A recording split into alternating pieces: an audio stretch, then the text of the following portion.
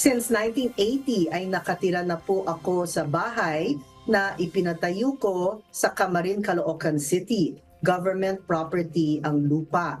Noong 2007, noong nagpunta ako sa Cebu, ibinilin ko ang bahay sa aking kakilala. Pero pag uwi ko po, noong 2017, inangkin na niya ito at sinasabing nabili na ang bahay. Pero wala naman pong naipapakitang pruweba. Ilang hearing na po kami sa barangay. Pero walang nangyayari. Hindi rin po ako binibigyan ng certificate to file action. Attorney, ano po ang pwede kong gawin? Yan po ay galing kay Mr. Ronilo Kilaton.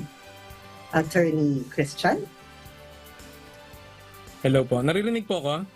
Yes. Yes Hello? po. Opo.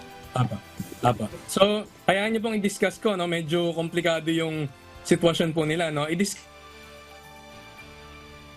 muna yung owner kung sino yung may-ari. Nabanggit po, government property ito, no? So, ibig sabihin, kahit po tirhan ng kahit sinong tao, kahit pa 30 years, yung sinasabing extraordinary acquisitive prescription na tinatawag, hindi po mapapa sa kanila. Na magbigay tayong halimbawa. Halimbawa po, nagtayo ka sa gitna na lang ng Luneta Park or sa gilid ng EDSA sa road area, no? Hindi magiging inyo yun kahit 100 years nyo patirhan. So, hindi maangkin ng sinong individual or private entity. So, maaaring maging inyo yan kapag may public grant na kagaya ng sales patent, special patent, or yung emancipation patent na kadalasang ini-issue, no? May kaukulang presidential proclamation, tinatadhana po kung paano nyo pwedeng applyan yung lupa.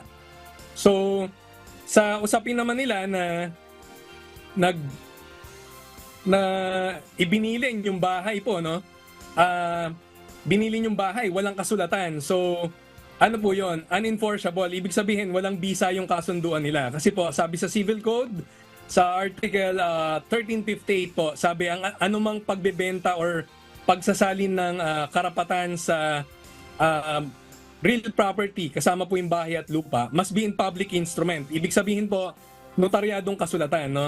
So, kung walang SPA or kontrata ng pagmamanage or administration ng property, walang bisa yung usapan nila. Ang magkabilang panig po, kailangan patunayan sa korte yung mga aligasyon nila, no? So, discuss rin natin, wala daw CFA or Certificate to File Action sa barangay. Maaari po kasi galing Cebu si Mr. Ronilo. So, ang barangay po, walang jurisdiction pag not residents of the city or municipality. And pwede rin, kaya dinecline sila ng prior barangay conciliation dahil pag-aari ng gobyerno yung agawa nila.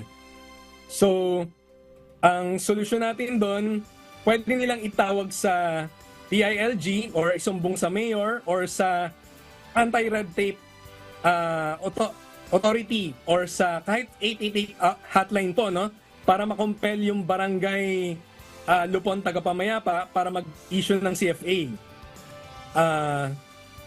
Move po tayo sa remedy. Anong pwedeng gawin ni Mr. Ronilo?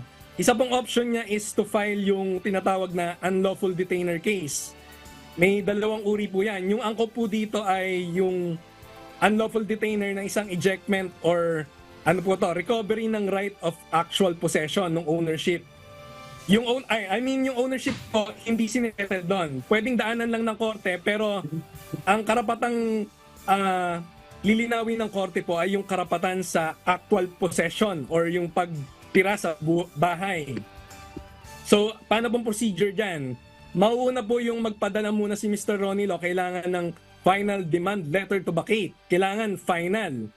Tapos, ipadala niyang personal, kung pwede, ipa-registered mail niya rin at private courier.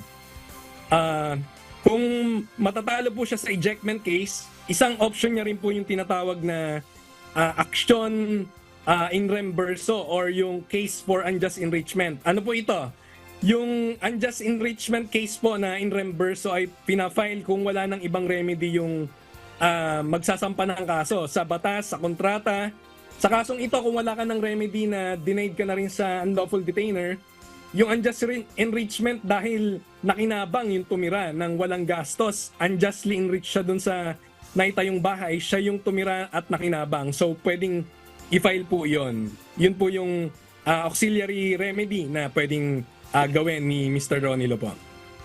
Okay. Ms. Jackie, with your permission, Yes may po. tanong ako kay attorney. Pagka ganitong case, attorney, ano yung chance nito na manalo? Kasi sinabi nyo nga po, government property ito, di ba po? Kahit na ilang taong ka na dyan tumira, kung unless mayroon public grant, may proclamation, presidential proclamation na i-issue po, hindi naman mapapasayo. Ano yung legal personality niya para dudulog siya sa korte po? Pwede kayong questionin yan.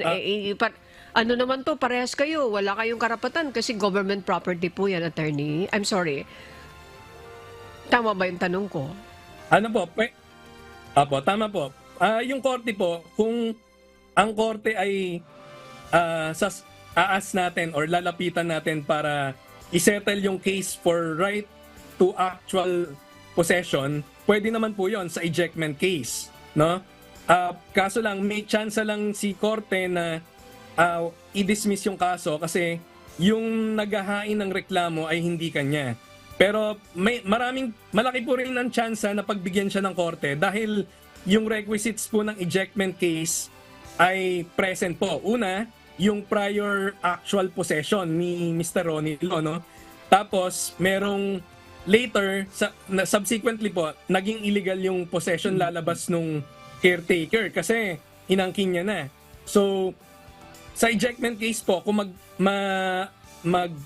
ang korte po ay kakampi kay Mr. Ronilo, maaari po niyang makuha yung possession. Pero discretionary po ito sa korte. Ngayon po, yung lugar na public property pa, siguro po inquire niya kung available for sales patent application na or kung anumang application kung available for distribution na sa mga mamamayan.